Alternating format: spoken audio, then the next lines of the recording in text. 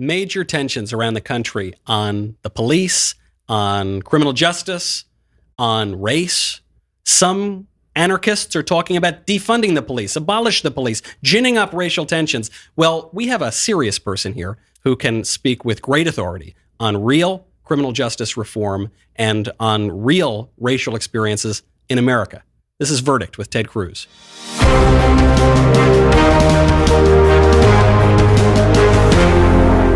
Welcome back to Verdict with Ted Cruz. I'm Michael Knowles. We will get to our special guest in just one second. But first, I have to thank you so much. We've now got over 10 million downloads on this podcast, and it's all thanks to you. It really exceeded our expectations, and we're so glad to be able to continue to do it. Please head over on Apple Podcasts, leave a 5-star review if you would like to. And if you want to leave less, then don't leave anything at all. Thank you very much. And please go subscribe wherever you listen to podcasts. All right. Because the senator is the greatest booking producer in the history of podcasts, I'm joined by Senator Tim Scott. He is really good at what he does, not just in podcast world, but in all worlds. I am so glad. First of all, Senator Cruz, thank you for bringing Senator Scott on. Senator Scott, you are the author behind probably the most significant piece of legislation that the Senate is considering right now. That would be the Justice Act. Yes.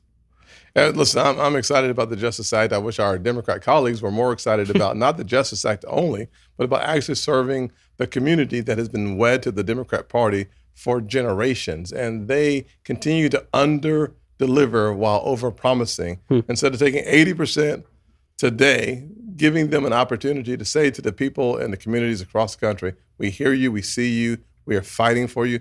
We could have gotten 80% delivered today. They gave the community zero. They decided to make it an election year issue, an election in November issue, presidential election issue. And that's just so unfortunate for so many kids living in underserved communities, worried about making it from their house to the school, always having in the back of their consciousness whether or not an interaction will end poorly for them. We could have said, we see you today. I think what would be helpful to podcast listeners and viewers is knowing some of your personal story. This is a faith journey and a life journey. For me, yes, absolutely. And so, you grew up, you had a pretty tough upbringing. Absolutely. I grew up in a single parent household, mired in poverty. My mother and father got divorced when I was about 7 years old. I felt like this nation, my community, had nothing to offer me. So from 7 years old, when you come to that decision at 7, it's a bad thing. Yikes. You drift, and all drifting leads in the wrong direction. So from 7 to 14, I was completely a drifter. I flunked out of high school as a freshman. I failed world geography and civics. Now, civics is the study of politics. So God has a sense of humor. I'm a United States Senator. You can't, failing civics and arriving in the body, the most deliberative body in history. Right. I also realized that after being here 7 years, I'm not the only one failing civics in the U.S. Senate. So some of your colleagues maybe too. Exactly. Right. I also failed Spanish and English that year. When you fail Spanish and English, 2 languages, no one considers you bilingual. Yeah, they all call you biignorant because you can't speak in any language. But I had 2 major blessings. A mother who believed that the power of prayer would deliver her child. And a mentor, a white guy, who said, you haven't yet discovered what's in you. You're looking around at your circumstances. He said, that's the wrong view. Your in vision has to be bigger than the vision you see on the outside. And he said, if you look in the mirror and you start blaming yourself, don't blame your dad because he's not around. Do not blame your mother because she's working 16 hours, 3 days a week, and 8 hours, 2 more days a week to put food on the table. He said, blame yourself. He said, the beauty of it is, if you're the problem, the promise is in here. If you see the opportunities from the inside, the obstacles from the inside, the opportunities manifest on the outside. And yet, what do you make of seeing churches now going up in flames? There's a prominent BLM activist on Twitter. He said that people need to smash stained glass windows at churches. That doesn't seem productive to me. Well, it's also the opposite of productive. I would say that person, I wonder what Martin Luther King Jr. would say to that person. I wonder what John Lewis, who was beaten within an inch of his life and never struck back. What would he say at the Pettus Bridge when he's nearly bleeding out? He would say this, because he said it to me. Don't get bitter. Get better. embrace your nation. Know that if you continue on your journey, it will happen. We took a 5,000-year leap in the last 50 years, mostly because of nonviolent protesters who believed in America. Frederick Douglass did the exact same thing. Yeah. He said, I'm not fighting against the Constitution. I'm fighting on the Constitution. You're right. I'm going to make the nation live up to what it says in the Constitution. You know, last week we had a number of senators who went to the floor and read Dr. Martin Luther King's letter from a Birmingham jail, which I did last week as well. Yes. And Tim and I both participated in Yes. that. And it's bipartisan, Democrats and Republicans, and it's so powerful. You know, we've all read it in school. Yeah. But it's different when you hear it, and frankly, it's different when you read it out loud. And to read it on the Senate floor is incredibly important, particularly now. And you know, one of the points people forget is Dr. King wasn't just Dr. King; he was Reverend King. The letter from the Birmingham jail was written to my fellow clergymen. It was a call to the church. One of the things he says in that letter is for the church to be a thermostat and not a thermometer. Don't just reflect the bigotry of your community. Change it. Yes. Speak up. Yeah. It's a call to action. And you look at these riots and vandals and tearing down George Washington and Thomas Jefferson, Abraham Lincoln, because, you know, Abraham Lincoln was such a Confederate. He's persona non grata. Grant, But, you know, Ow. Dr. King and Frederick Douglass, they made explicit appeals to the founding principles of our country. They said, look, we haven't reached it yet. Yeah. But as Dr. King said, the arc of history bends towards justice. Well, speaking of this justice, I do want to get to this on this exact point. Senator, you have an admirer, I guess, in the audience. This is from Trey, who said, other than Republican senators like Cruz and Scott and Cotton, where is the rest of the Senate GOP on justice as we have, and the phrase that they used is anarcho-communist insurrectionists tearing down our country's culture and history? Well, listen, that must be a fan of Ted that just is Trey Gotti. I'm sure Trey Gotti is a fan of Ted. It was a Trey G over here. Yeah, I did tell him to call, so I'm glad he called. No, just joking. Yeah, listen, I think our conference I think we're coming closer and closer to the plate. I think on many issues, we were almost shy in our response to some of the challenges that we saw in the streets because we just didn't know what to do. One of the things that causes that kind of paralysis is when you think you have to make a choice between law enforcement and communities of color. That is not the binary choice on the table today. Yeah. The binary choice is for America or against America. In order to have that as the actual choice, we have to say, I am for law enforcement and I'm for communities of color. No conjunction called or. It's and. When that happens, I think we all rise up. And I've been thankful to see the conference coming closer and closer, not only to the microphone, but to the plate. We had 53 Republicans say, let's start debating. I can't imagine that 5 years ago, because 5 years ago, I couldn't get Democrats to come to the debate. Well, and Tim's point about and is really important. Protecting civil rights, that doesn't just protect American citizens. That protects police officers, because police officers, to do their jobs, they've got to have the trust of the community. Right. And I've heard from so many cops right now who are they're demoralized. I mean, they're painted as the demon, and I think Tim's Justice Act was an effort to help the police officers. Well, listen, I have called every time there has been a shooting in South Carolina where the officer loses his life. I try to make sure that I'm the first person to call the spouse or the parent. Greg Aaliyah, outside of Columbia, South Carolina, lost his life because someone murdered him. The suspect that he was pursuing killed him, left a 18-month-old little boy and a beautiful wife, Cassie. I showed up at the wake, the viewing, and had a conversation with her and her parents, and they were surprised to see me. I didn't want any cameras around. I didn't want anybody there. I just wanted to say, I'm so sorry that someone killed your husband. Several months later, she called my office, and she started nonprofit organizations for police officers. I've contributed. We've helped. We stay in touch. She's a blessing to our community. Here's the point. so many officers lose their lives, not because they're making $30,000 a year and they're getting rich. Right. It's because when you look at Romans 13, there's this notion of mission, that there are government officials who can be ministers of the gospel carrying a sword, a weapon. For what purpose? For a righteous purpose. Her husband lost his life. Yeah. For a righteous purpose. Right. And we should celebrate law enforcement. When I had a major car accident, it was law enforcement that showed up and said to me, Right. son, I was laying on the side of the road. I went through the windshield, came back in my car, fell asleep on the Interstate 26, literally on an interstate, rolling through traffic in my car. I'm laying there with glass in my backside and my back, and he looks down at me and says, son, your mom is going to be so happy you're alive. And I looked at him and said, sir, you don't know my mama. She's going to kill me. But what he was trying to tell me, I didn't hear what he was trying to tell me. What he was trying to tell me was that your mother values you more than this car. Yeah. He was saying to me as he bent down and said, son, you're so much more valuable. Yeah. You have intrinsic worth far beyond any material possession. Right. He was speaking words of affirmation to who I was. Well, speaking of words of affirmation, I'm glad to hear that you got a nice phone call at your office, because I understand you get many phone calls that are not very nice at your office. You know, I unfortunately get a lot of phone calls that are not that nice, and unfortunately, I have learned to deal with it, but they're not always words of encouragement. You know, this is a safe space, we like to think about it. I mean, this is, we try to keep this pretty personal. Yes. Seriously. Could we listen? Yeah.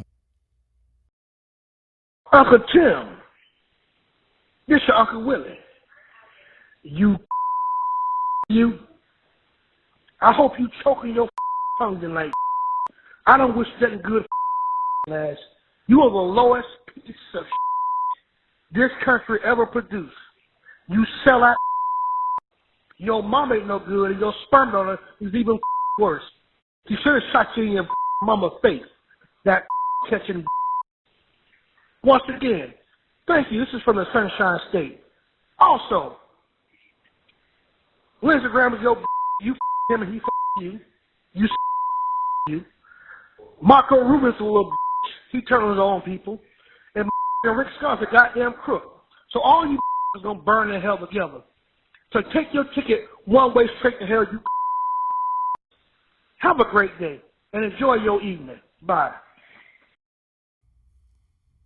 That's just one. Imagine being this next one. My new staff assistant.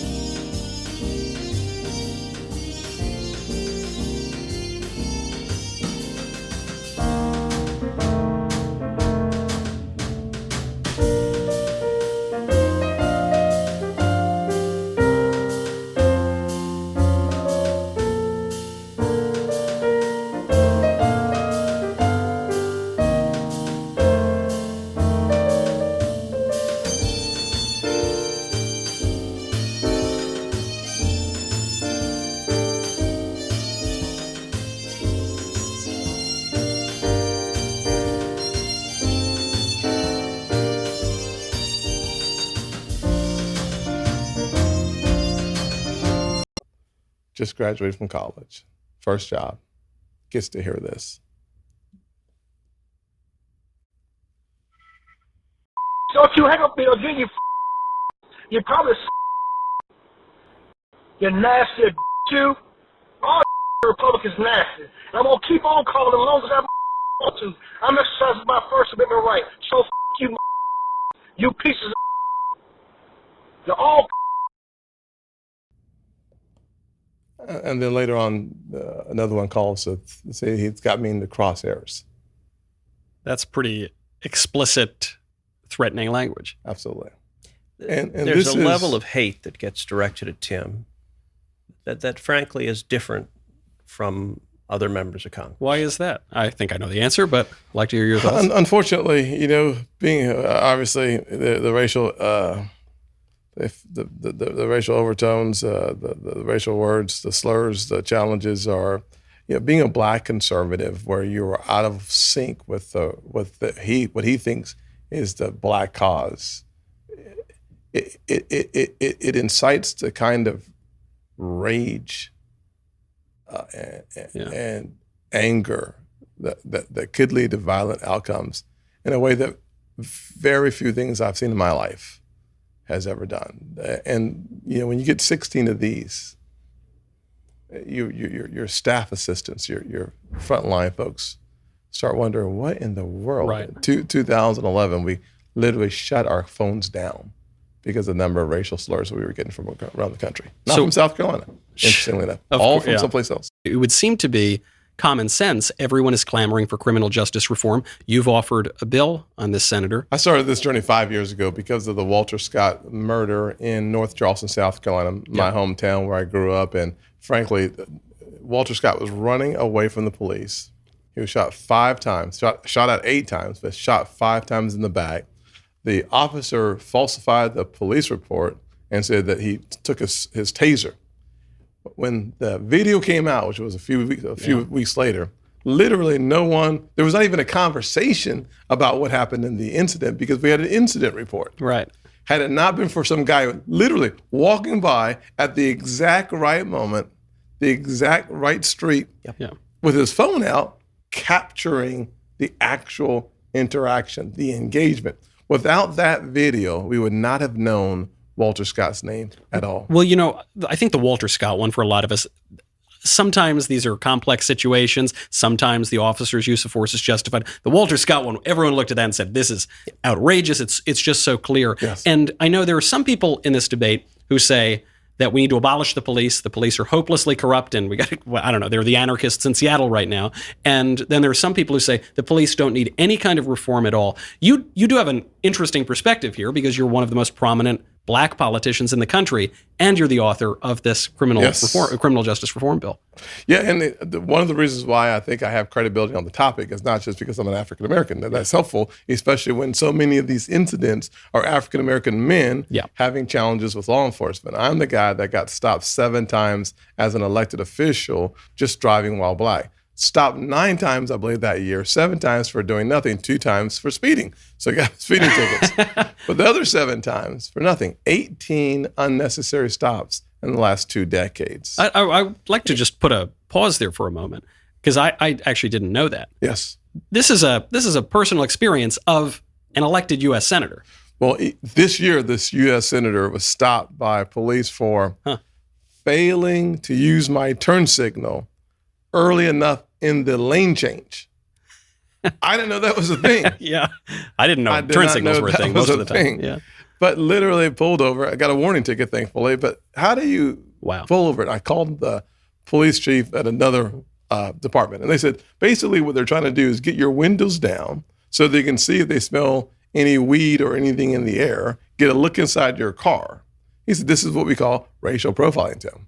I was like, it should have dawned on me that the reason for the stop was to take a look inside. It didn't occur to me, even though that was my 18th stop. The 17th stop was last year for having my blinkers on while helping someone find their telephone. And you can't make this up. Right. You can't make this up. And so fortunately for me, I've walked away from each one of those unscathed. I mean, I've got some scar tissue emotionally, but none physically. Because it's a sort of preposterous thing, and you can laugh about it. Okay, they pulled you over for the blinker. Right. But this is a real harassment that you have personally experienced. 100%. Walter Scott was pulled over for a busted taillight. There's a video, at least there's a scene, I think it was in Las Vegas, Nevada, where the guy was riding his bicycle and was pulled over. So what we're talking about is real, but what you said is so important. And I think, Ted, you focused on it, the importance of the body camera. One of the reasons why 5 years ago I started talking about increasing funding for body cameras by $100 million per year for 5 years is because if a picture is worth 1,000 words, then a video should be worth 1,000 pictures. Right. Because we have an opportunity not only to see it, but to watch it unfold. That is really important. And I think that dynamic, had it just been a picture of the law enforcement officer on George Floyd's neck, You could debate how long. Yeah, you don't know if he's fighting, if it's a violent situation. Yes. Without the video, you don't understand the context of what it is. You don't appreciate it. But 8 minutes and 46 seconds left later, no one had a question. And you can hear him gasping for his breath, saying, "I can't breathe," pleading for his life. I mean, it makes a real difference. Yes. Right. And if that united our country, this tells me something that's really important. Our country is the most remarkable country on earth. All the racial divisions we've had in the last several years, we saw that picture. And because there's something in our instinct that says, that's just wrong. Yeah. We are a nation built on fairness. We've always been a nation that was going to progress. We've been making progress for the entire time. We saw that and we said, wait a second. That cannot be. People were shocked, stunned. They said, that's not actually happening. And once they understood that it was, the entire conversation around police reform became real. I'm afraid that our friends who are playing presidential politics, they're willing to waste the moment, right, hoping for an outcome. So they'd rather, I could be wrong, but I think they're willing to campaign on police brutality, maybe more than solve it. We just saw Senate Democrats filibuster the Justice Act, and they did it. I think it's exactly what Tim said. They want a political issue. They want to set campaign in November rather than actually make meaningful progress towards addressing the problem, doing it responsibly. Look, one of the things Tim did a very good job of also is understanding the objective here is not to tear down cops. It's not to destroy. The police officers are keeping vulnerable communities safe. That's the job, yeah. Well, and frankly, Ted, as you just alluded to, there's no doubt in my mind that the people who want character-driven law enforcement the most are communities of color. Sure. The people who are saying, when I dial 911, I want someone coming immediately, are communities of color. Why? Not because they're always crime-ridden neighborhoods. It's because your grandmother, who may not be able to move out of a bad neighborhood economically, should always be in a good neighborhood from a social perspective. Yeah. I want our family members, our loved ones, ourselves, to always have a responsive law enforcement department. And so this defund police and this autonomous zone concept is antithetical to everything that we believe is dear in the communities of color. You know, one of the frustrating things, I mean, slavery is our country's original sin. Yes. And race is an issue a lot of people demagogue on. A lot of Republicans are uncomfortable talking about it. Shy away from it too much. We see Democrats this week in the Judiciary Committee. There were several Democrats who said, we haven't moved 1 inch since the 1960s on race. Wow. Yeah. And what utter garbage. You're We've right. made enormous strides. Tremendous. You had Jim Crow laws. You had segregated schools. We're making a journey. Now, we've still got a long way to go. Yes. But, I think understanding the perspective so many people have of why they feel the justice system isn't treating them fairly, I think that's important. And Tim has spoken up a lot, particularly in the last couple of weeks in the conference, sharing his perspectives.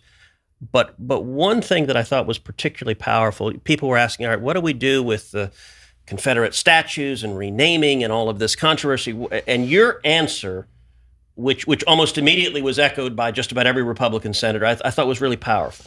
Well, thank you. You can repeat it for me since I don't remember it. But this could be it. This could be it. Yeah, I honestly think the country's better off trying to create the future than reframe the past. Yeah. We spend almost too much time in the rearview mirror and not enough time in the windshield. It's hard not to get in an accident when all your focus is on yesterday. You're right. So for us to reframe the past doesn't benefit almost anyone. So if we want to reframe the past, however, put up more statues. Put up a statue not of just Martin Luther King Jr. What about Rosa Parks or Booker T. Washington Carver? There's a lot of folks that we could celebrate. But tearing something down does not necessarily build you up, number one. Number two, why aren't we spending the time on economic mobility? Why are we not spending the time on educational outcomes in the poorest zip codes in America? Why are we not spending the time on creating financial literacy and, frankly, literacy to break the pipeline between education and incarceration? If you want to spend all the money in the world on something, please let it not be on tearing down a statue. Let us spend the dollars and the resources on building the future where every single American says, yes, that's my country. We have just seconds left, Yes. but I have to know. Yes. After that, I have to know, with all these terrible things in the news and with particularly awful things being directed at you, how do you stay so cheery? I mean, why do you keep doing it? Why would you sign up for this job? You know, I don't think I signed up for this job. I think I was called into this job. I think when I became a Christian, born-again believer in 1983, the Lord had a plan for my life. Jeremiah 1:5 talks about before you were in your mother's womb, he had a plan for us. I think I was hardwired for public service. Why, I don't know. The fact that I find great joy in serving others is something that I think I'm hardwired to do. And frankly, if you think about Matthew 22:37-39, loving the Lord your God with all your heart, mind, soul, and strength, the second commandment is to love your neighbor as yourself. How better do we do that? By making sacrificial offerings of our time, our talent, or our treasure. I was a poor kid, no treasure. Time. Talent, not enough. So I went into the one area where I knew I could make a difference and hopefully make my mama proud. Senator, you mentioned a frustrated preacher. I think maybe a not so frustrated preacher. I think just an honest to God, inspiring preacher. I can't beat that. Thank you, Senator. Thank you, Senator. I'm Michael Knowles. This is Verdict with Ted Cruz.